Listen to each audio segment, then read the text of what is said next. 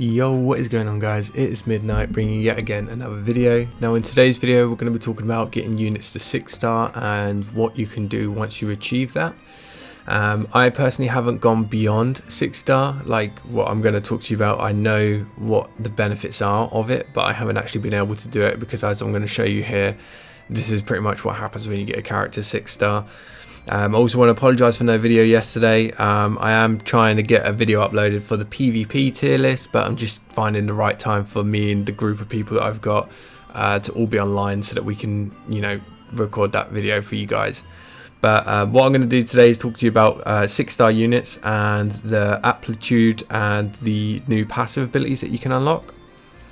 So let's get into it. So I'm going to be using Wendy as my example because she is my first and only 6-star that I have at the moment.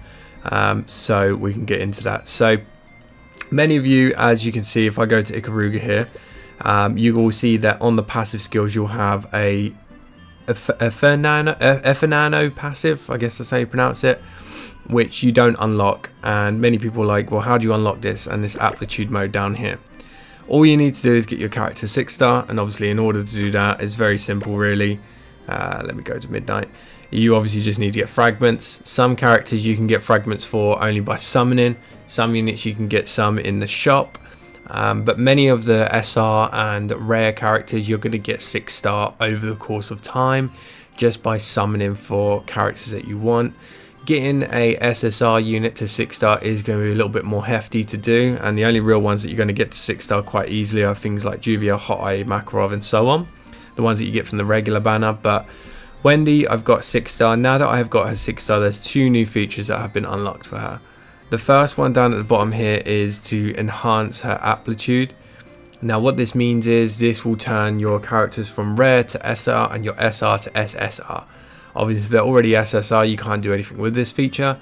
But for Wendy, for example, in order for me to turn her into a SSR unit, I need to have 240 fragments after I've 6-starred her.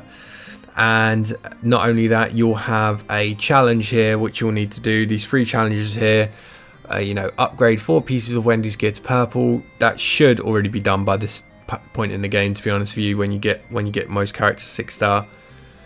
Clear Rashan saes 5 times with Wendy and consume 10 elite recruit coupons for recruitment, and after you've done that you can then spend 200,000 gold and you'll get your SR Wendy turn into a SSR Wendy. Obviously this differs from unit to unit, so I can't really show you anyone else because I haven't unlocked the feature for many other people yet, but rare units will turn into an SR and then they'll go into SSR after that.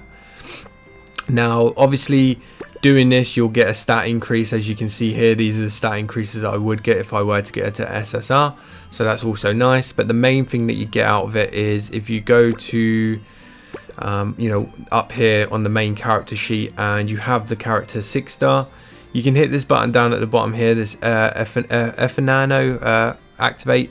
I'm just going to call it awakening, right? It's so much easier to say. So you'll get this awakening thing. And now the way this works is you'll gain a set of passives, which I'll show you here, down here. So you can see you get 3 sets of passive depending on the ranking of your unit. So Wendy is already beginning at SR, so I will get the first 2 if I were to do that before I get her to SSR. But if I were to have her SSR, I would get all of them. So you can see here her first skill will give her increased healing by 20%, which is really nice. This one here increases her healing skill. Where is it? The healing HP recovery of rebirth granted by heal by 30%. And enemies having wind death will take an additional wind damage equal to 20% of magic attack upon taking damage, which is her second skill? I'm not sure. Yeah, this one here, her last skill gives her wind death as well. So as you can see here, you'll need another 240 fragments. You'll need 350 of these magic potions and 10 of these ice. Now for you to get these stuff, you'll be doing mostly a Rashan and saes. You can also get them from the Tower of Heaven as well, so I'll show you here. clear, not clear rewards. So once you get towards the end here, you can see your first time clearing stage 26 and 27, you'll get some for 23, and I believe that's all the times you get those materials. Yeah. And then the only other way you can get them is from clearing stages 26 to 30, and you can select what stage you want to do. You can either choose to get the potions here or get the ice on these ones here, and that's pretty much where you can get them from Tower of Heaven.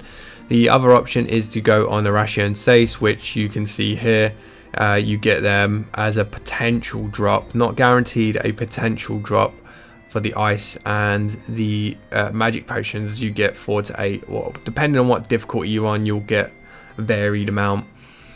Just whilst I'm on the topic of Rashan saes as well, for people questioning how to get past stage 9 and get to stage 10, excuse me, you need to essentially complete stage 9 20 times, and you also need to beat the stage in under 100 seconds. Okay, so that's how you get to stage 10 and unlock stage 10 and beyond.